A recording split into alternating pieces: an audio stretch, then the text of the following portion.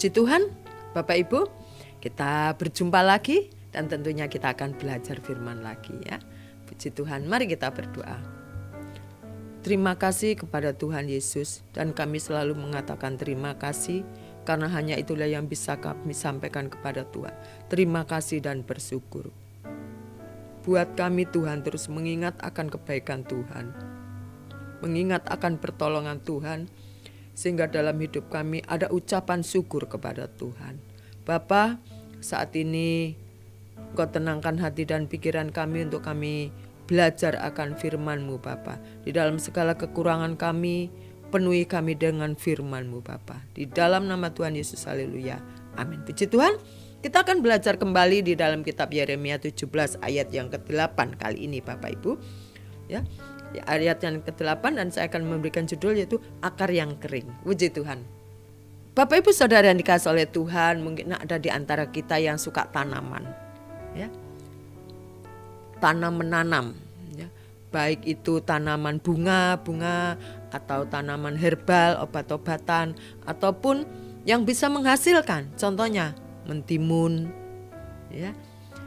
Tomat, cabai, terong yang bisa menghasilkan. Herbal juga menghasilkan ya untuk kesehatan kita. Nah, ada tanaman itu yang ditanam di pinggir apa itu? Gorong-gorong atau selokan itu ya. Saya melihat di situ itu sangat subur sekali cabenya. Tanaman cabai itu subur. Saya juga berpikir, padahal ini nggak ada yang menyiram ini. Bagaimana tanaman ini bisa subur, lalu besar, tinggi gitu ya. Cabenya itu wah gemuk-gemuk sekali. Tapi ada juga tanaman yang ditanam sama-sama di pinggir jalan begitu. Dia kering. Istilahnya tumbuhnya itu bontet. Segitu-gitu terus. Nggak ada pertumbuhan, pertambahan daun atau jadi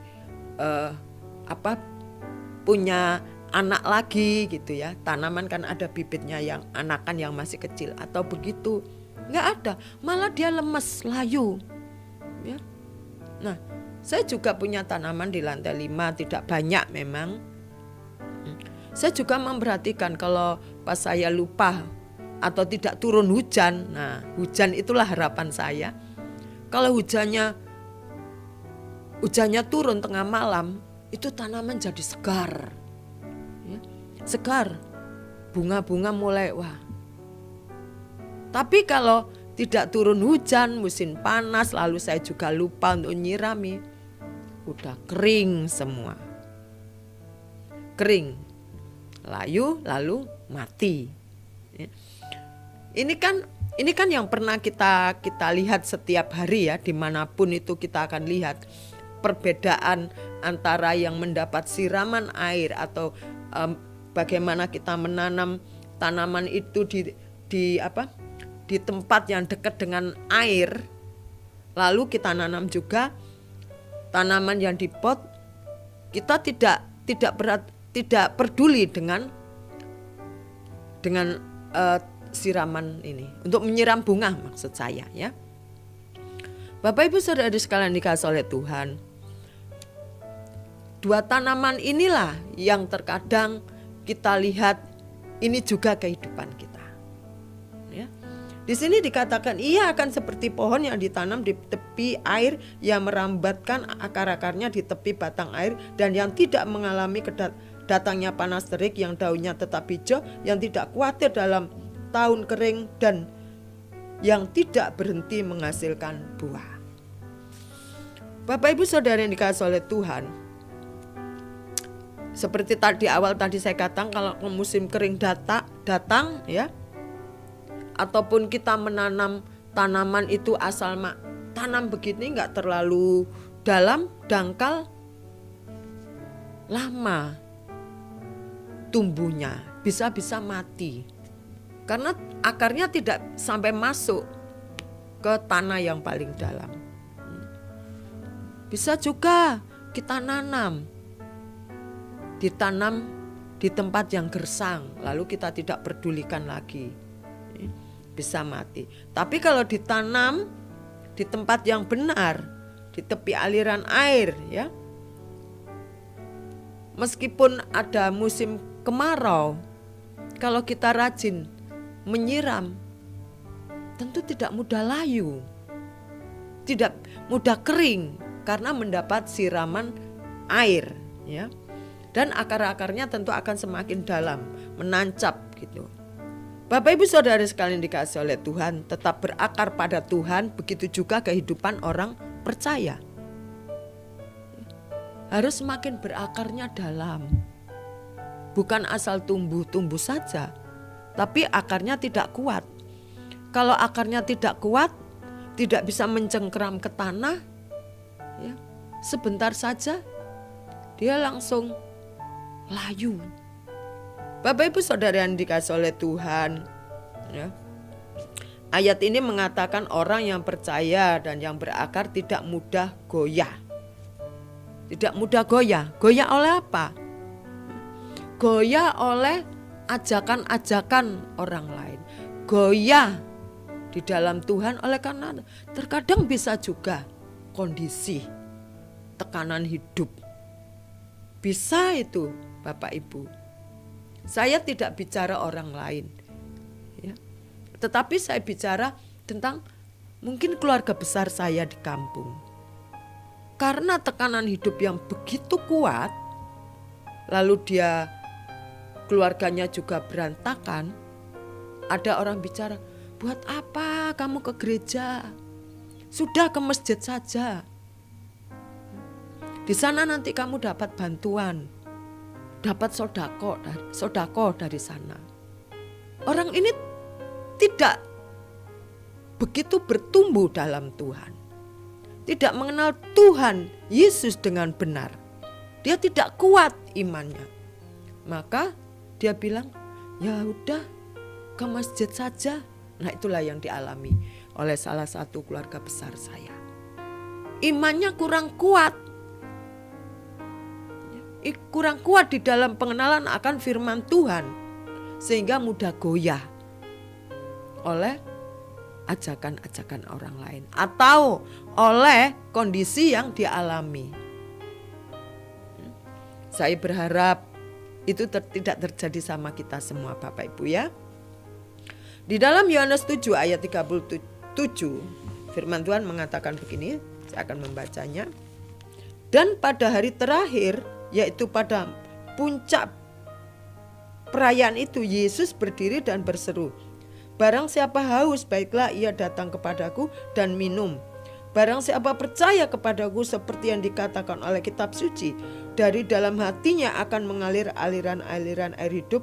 Yang dimaksudkannya ialah roh yang akan diterima oleh mereka yang percaya kepadanya, sebab roh itu belum datang karena Yesus belum dimuliakan. Ini maksudnya Roh Kudus ya.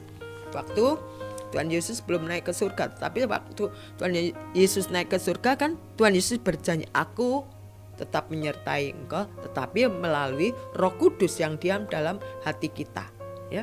Bapak Ibu Saudara yang dikasihi oleh Tuhan, kita semua paham ya? Air itulah firman Tuhan. Air hidup kita firman Tuhan. Setiap kita membutuhkan air seperti tanaman tadi. Membutuhkan air termasuk saya. Kecuali kalau puasa, itu pun tetap waktu buka minum air ya. Dibutuhkan hati yang melekat kepada Tuhan. Hati yang melekat kepada ketergantungan pada manusia itu muncul karena hati yang tidak lekat sama Tuhan. Hati yang kurang percaya dan menjauh dari Tuhan. Oleh karena itu Bapak Ibu Saudara yang dikasihi oleh Tuhan ya, pada saat ini kita belajar dari kitab Yeremia, kehidupan orang Israel ya. Biarlah kita hidup berakar dan bertumbuh dalam pengenalan akan firman Tuhan. Sehingga kita melihat bahwa hidup kita ini tidak mengalami masa kekeringan. Dan kita melihat juga hidup kita menghasilkan buah. Buah apa? Buah kehidupan. Buah apa? Buah pelayanan. Ya, pasti orang ingin menikmati buah itu dan ingin mengecap buah-buah dalam kehidupan kita. Oleh karena itu mari tentunya kita bersama-sama hati kita ditaruh di tempat yang benar, yaitu firman Tuhan. Air supaya kita bertumbuh, berakar dan berbuah. Kalau kita berbuah kan senang. Kita punya tanaman kalau berbuah happy. Tapi kalau nggak berbuah-buah, sudah 5 tahun kita nanam tapi nggak menghasilkan apa-apa, buat apa? Tebang lalu buang. Ya. Puji Tuhan Bapak Ibu. Saat ini kita belajar di dalam kitab Yeremia 17 ayat yang ke-8.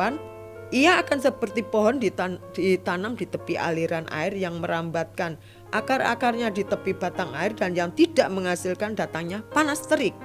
Yang daunnya tetap hijau, puji Tuhan, yang tidak khawatir dalam tahun kering, dan yang tidak berhenti menghasilkan buah. Puji Tuhan Bapak Ibu ya. Ini menguatkan kita juga dan berharap kita belajar melakukan firman Tuhan. Hati kita ada di Tuhan. Puji Tuhan, mari kita berdoa bersama-sama. Terima kasih Tuhan, terima kasih. Kami rindu Engkau menolong kami untuk menarik hati kami lebih dekat kepadamu. Hati kami lebih erat kepadamu. Hati kami lekat kepadamu. Terkadang kami tidak bisa, terkadang kami tidak mampu untuk membawa hati kami erat dengan Engkau. Ada banyak hal yang menghalangi.